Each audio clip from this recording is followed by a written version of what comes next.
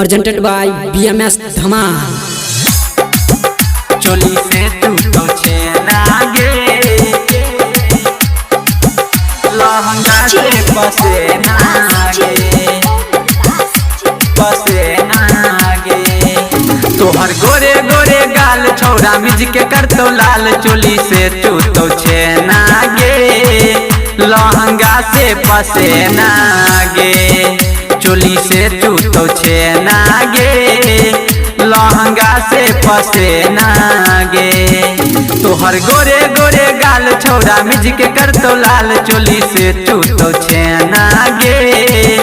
लहंगा से पसेना गे चोली से तू तो छेना गे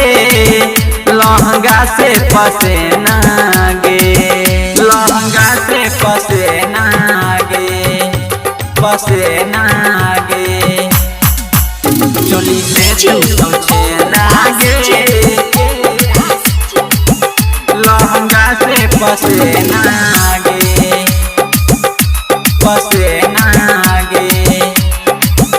चोली से तू तो छेना गे लहंगा से पसेना गे चढ़ल छौ तोहर जवानी कले तो छौरा मन मानी बुढ़वा जवन का गे छौरी छोड़ा देतौ आई पानी चढ़ल छौ तोहर जवानी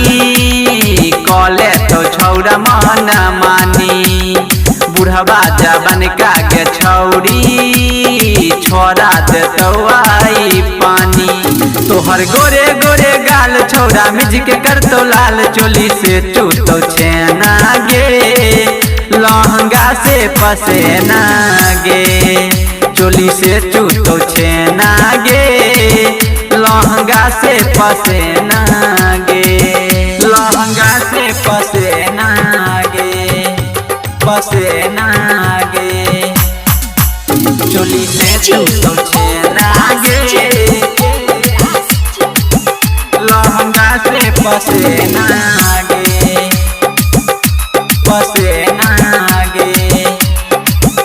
चोली से तू तो छेना गे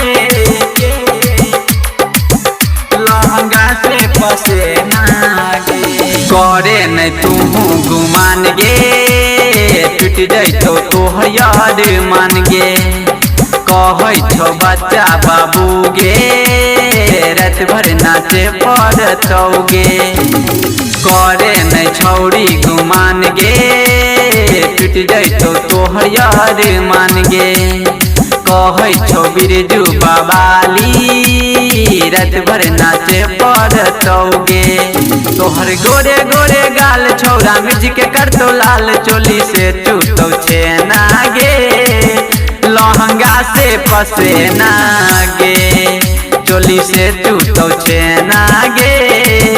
लहंगा से पसेना गे presented by BMS धमाल।